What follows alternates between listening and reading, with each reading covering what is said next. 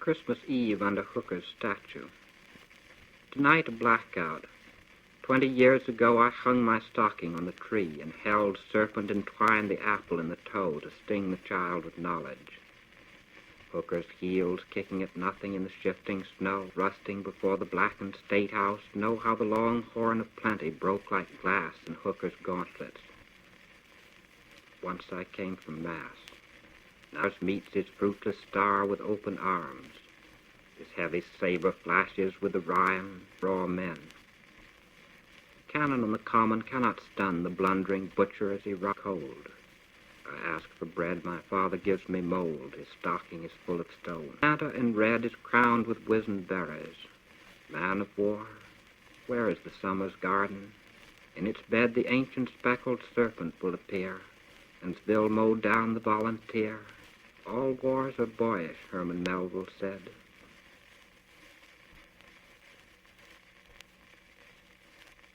The sky of the stars wheels from the pumpkin setting of the moon and sparks the windows of the yellow fire, casting snowflakes by an arm of the Atlantic.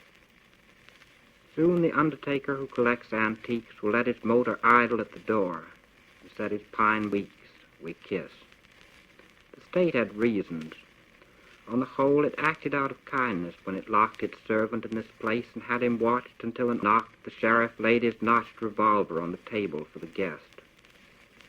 Night was the tap of the blind stars descending to the west to lay the devil in the pit. Our hands are draining silver heart, where spiders stare their eyes out at their own spitting and knotted lightness. O rock of ages, as the light wanderers show a man with a white cane who comes to take the coffin. Between the porch and the altar, time no doubt has ears that listen to the swallowed serpent wound into its bowels. It is honest to hold fast merely to what one sees with one's own eyes, when the red velvet curves and haunches rise to blot him from the pretty driftwood fires, selfhood of the boy who clawed through fallen houses of his Troy. Homely and human more than this uncoiling, counterfeit body presented as an idol. It is something in a circus big as life, the painted dragon, a mother and a wife, crawls to make them click. The forehead of her father's portrait peels with rosy dryness, and the schoolboy kneels to ask the benediction of the hand, lifted as though to a little golden snake that mouths a hook.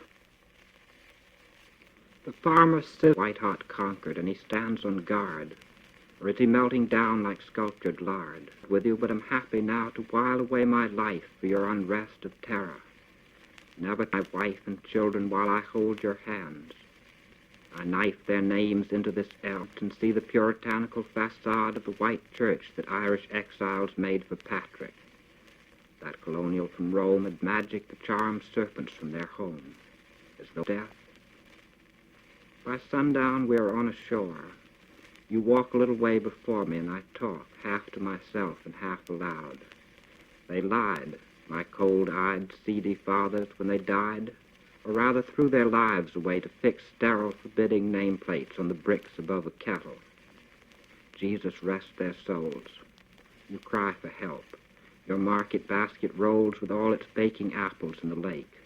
You watch the whorish slither of a snake that chokes a duckling. When we try to kiss, our eyes are slits and cringing, and we hiss. Scales glitter on our bodies as we fall. The farmer melts upon his pedestal. It must have been a Friday. I could hear the top floor typist thunder, and the beer that you had brought in cases hurt my head. I'd sent the pillows flying from my bed. I hugged my knees together and I gasped. The dangling telephone receiver rasped like someone in a dream who cannot stop for breath or logic till his victim dropped to darkness in the sheets. I must have slept, but still could hear my father, who had kept your guilty presence but cut off my hair. He whispers that he really doesn't care if I am your kept woman all my life, or ruin your 2 children and your wife, but my dishonor makes him drink. Of course I'll tell the court the truth for his divorce. I walk through snow into St. Patrick's yard. Black nuns with glasses smile and stand on guard before a bulkhead in a bank of snow, whose charred doors open as good people go inside by twos to the confessor. One must have a friend to enter there, but none is friendless in this crowd, and the nuns smile. I stand aside and marvel. For a while the winter sun is pleasant, and it warms my heart with love for others. But the swarms of penitents have dwindled. I begin to cry and ask God's pardon for our sin. Where are you? You were with me and are gone. All the forgiven couples hurry on to dinner in their nights, and none will stop. I run about in circles till I drop against a padlocked bulkhead in a yard where faces redden and the snow is hard. I sit at a gold table with my girl, whose eyelids burn with brandy.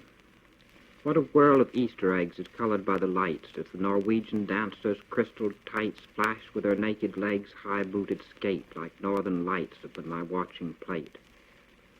The twinkling steel above me is a star. I am a fallen Christmas tree. Our car races through 7 red lights. Then the road is unpatrolled and empty, and a load of plywood with a tail light makes us slow. I turn and whisper in her ear, "You know I want to leave my mother and my wife. You wouldn't have me tied to them for life." Time runs, the windshield runs with stars.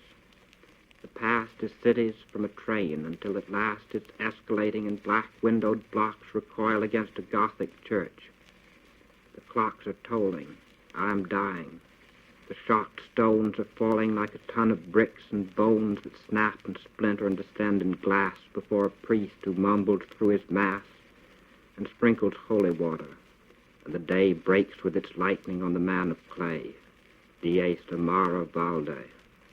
Here the Lord is Lucifer in harness, hand on sword he watches me for mother, and will turn the bier and baby carriage where I burn.